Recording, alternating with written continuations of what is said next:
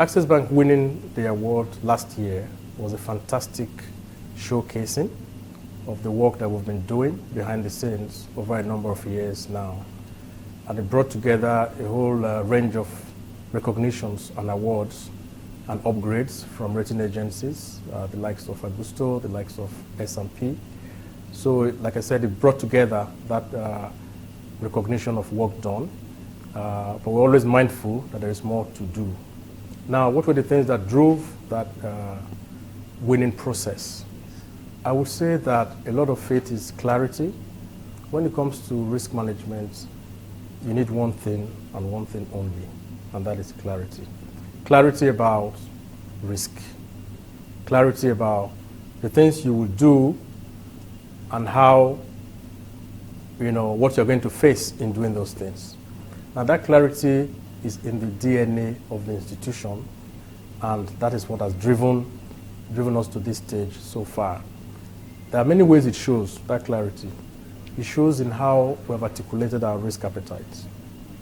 Most banks here will say we are all moderate risk appetite. Anybody you ask, nobody will say we are a high risk bank. Now, what that moderate means, we have clarity about it. Now, that clarity means that we know exactly what are the ranges of options. If you are not moderate, what are you? We've mapped it. So you can have 10 categories, you can have 5. We work with 4 categories. So we know when we are low, when we are moderate, when we are above average, and when we are high. What has changed is, risk management is about people. It's about the right attitude. So what you find, we've had an opportunity to further drive is the realization that all that the bank has been doing is all in the right direction and is recognized independently. What that does is give even more voice to risk management within the organization. So next time I open my mouth and I say, this is critical, we've won awards for this, and we cannot go back on this, I don't need to say more.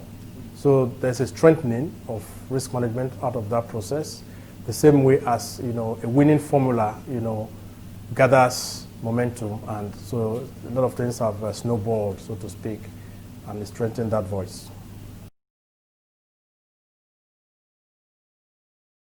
So my vision is to get to that point where every decision, not some, every decision, whether it's about lending, whether it's about acquiring assets, whether it's about new products, whether it's about hiring, whether it's about AML, whatever sphere of life of the bank, every decision is run through a risk prism that does that analysis, and then you make a decision. Why is the CEO passionate about risk management?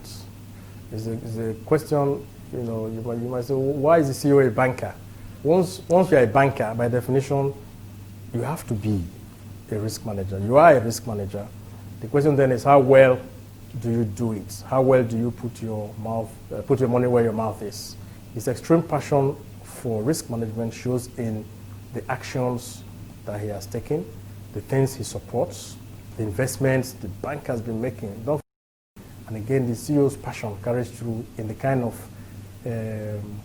embedding that we've done, because it means that if you're coming from corporate bank, coming from commercial bank, and your request demonstrates that you don't have a good appreciation of the risk you are taking, it falls by the wayside.